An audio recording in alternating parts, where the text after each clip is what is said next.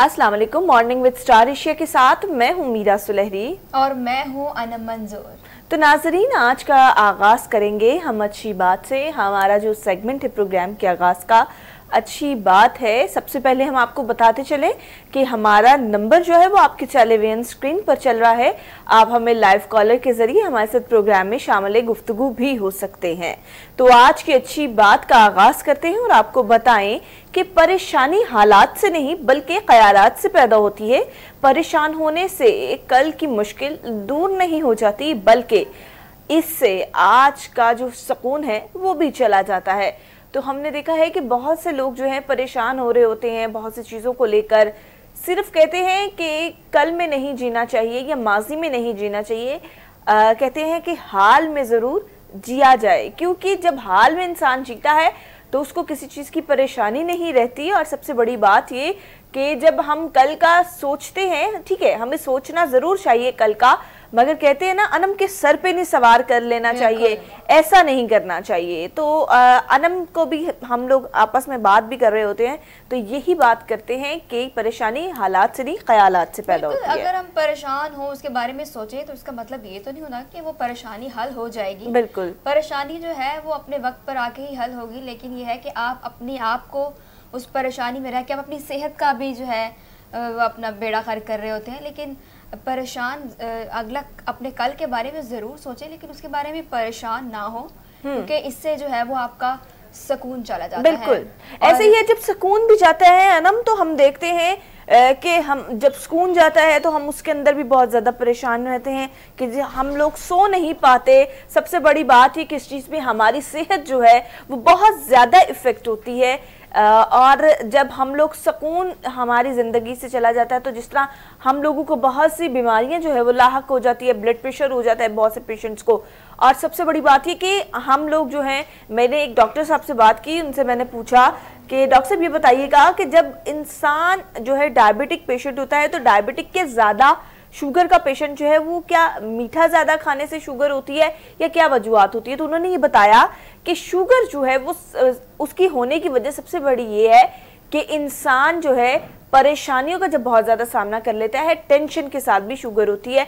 तो यहाँ से मिसाल ले लें कि जब ख्यालात से नहीं आपके जो है कहते हैं कि हालात से नहीं ख्यालात से परेशानियां पैदा होती हैं। बीमारियां हैं जो परेशानी की वजह से आती हैं। बिल्कुल ऐसे ही है। Blood pressure, high blood pressure के जो मरीज होते हैं वो उनका भी यही होता है कि परेशानी में जो उनका ब्लड प्रेशर हाई हो जाता है। तो इसलिए अपनी सेहत का बहुत ज़्यादा ख्याल रखें और परेशानी से छुटकारे के लिए अपने रब से ज़रूर इस बारे में दुआ कीजिए, लेकिन परेशानी को सर पे हावी ना कर लें। बिल्कुल, कि अपनी सेहत से ही जाएं।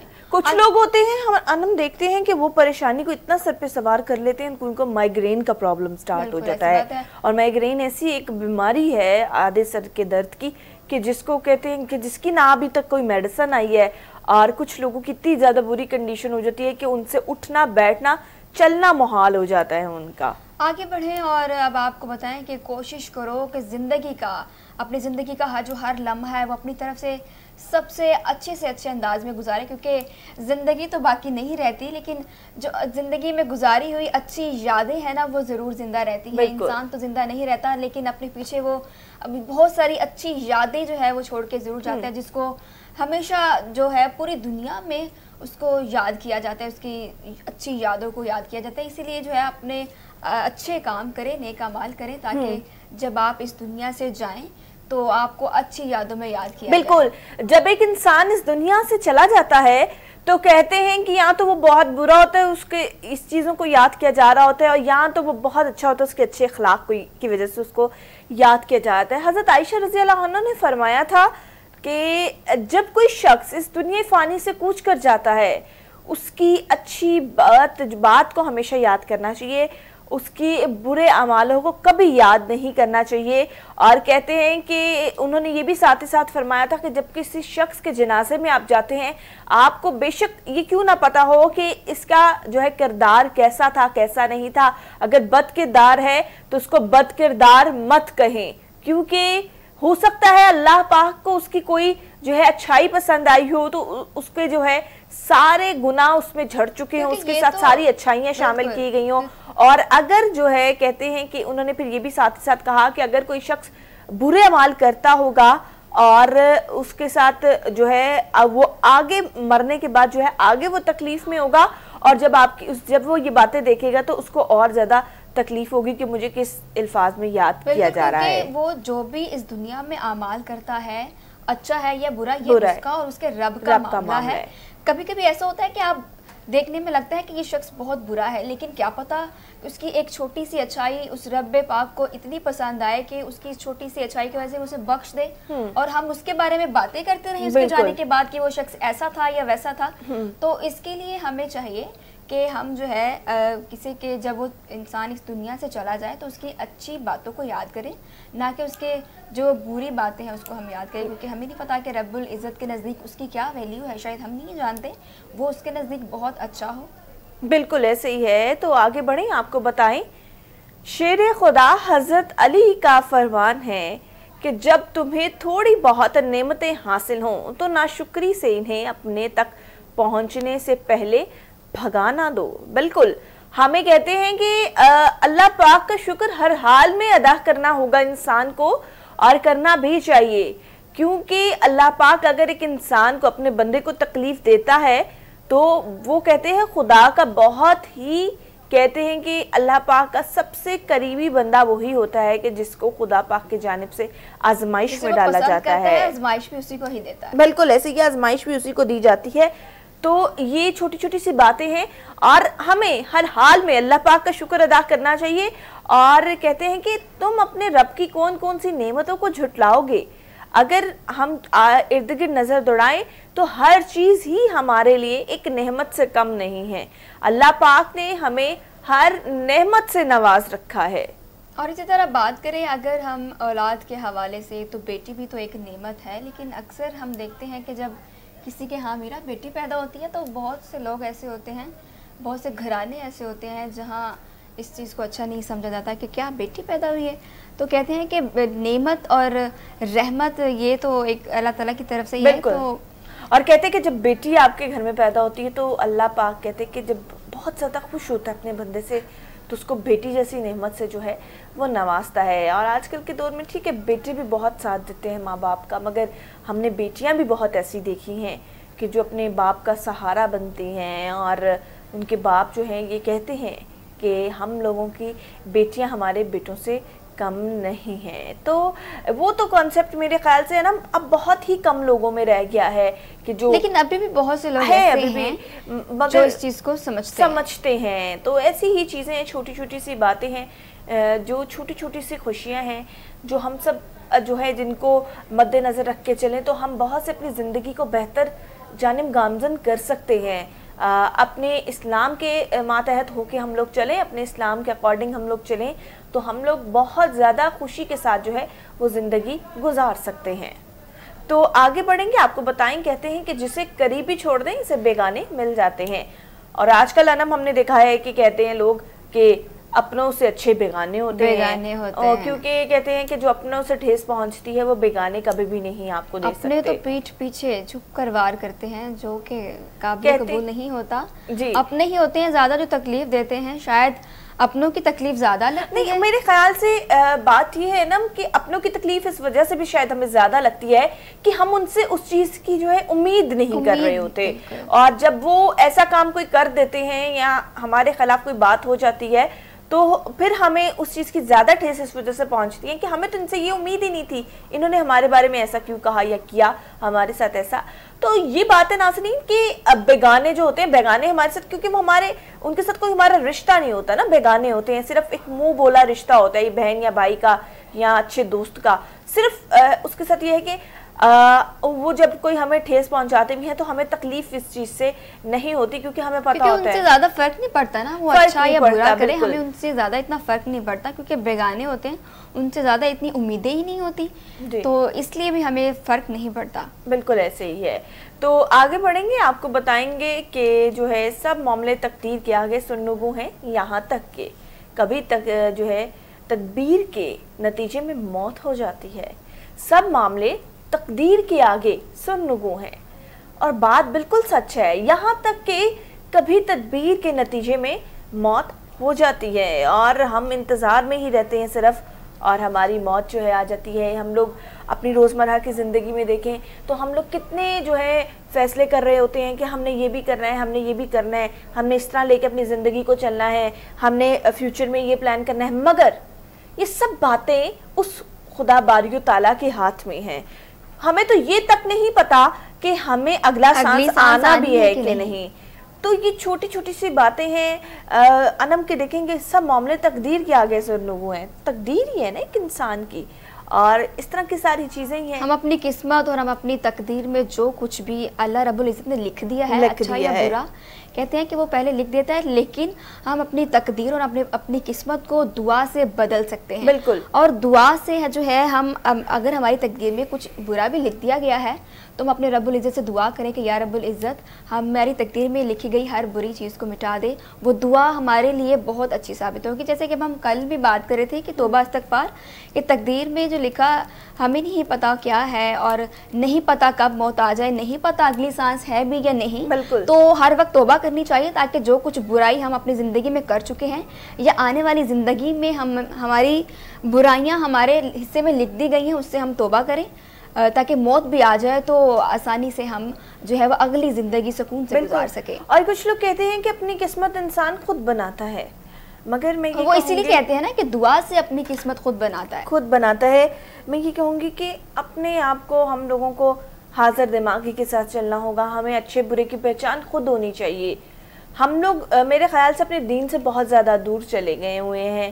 شاید ہم اپنے دین کو صحیح سے پڑھ بھی نہیں پائے. میں تو اپنا یہ کہوں گی کہ میرے پاس جتنا دین سے ریلیٹڈ نالج ہے میں کہوں گی وہ میرے لیے بہت کم ہے شاید. تو ہم لوگوں کی کوشش ہوتی ہے کہ اپنے جو ہے بدلیں اپنے آپ کو اپنے دین کی طرف راغب ہوں, اللہ پاک کی راہ میں, اللہ پاک کی بارگاہ میں حاضر ہوں. تو یہی باتیں تو میں چاہوں گی انم آپ سے ایک اور اچھی بات جو ہے جو حسین کے نانا اور ہمارے پیارے نبی صلی اللہ علیہ وسلم کے فرمان ہیں وہ شیئر کریں آپ سے. اچھا حضرت, پیغمبر رسول صلی اللہ علیہ وآلہ وسلم کی حدیث کے مطابق کہ بڑھاپے کو بدل دو اور یہود سے مشابہت اختیار نہ کرو. آپ علیہ السلام سے سوال کیا گیا تو آپ علیہ السلام نے فرمایا کہ پیغمبر صلی اللہ علیہ وآلہ وسلم نے یہ اس موقع پر فرمایا تھا کہ جب دین والے کم تھے اور اب جب کہ اس کا دامن پھیل چکا ہے اور سینہ ٹیک کر جم چکا ہے تو ہر شخص کو اس کا اختیار ہے. بالکل ایسے ہی ہے. اور حسین کے نانا اور ہمارے پیارے نبی حضرت محمد صلی اللہ علیہ وآلہ وسلم نے ارشاد فرمایا سے بڑھاپے کے متعلق میں کسی نے پوچھا تو حذاب کے ذریعے بدل دو, اور کہتے ہیں اور یہود سے مشابہت اختیار نہ کرو. جو چیز بری دیکھ رہے ہو کسی یہودی یا کسی بھی برے شخص کو کرتا دیکھ رہے ہو اسے مت اڈاپٹ کیا جائے.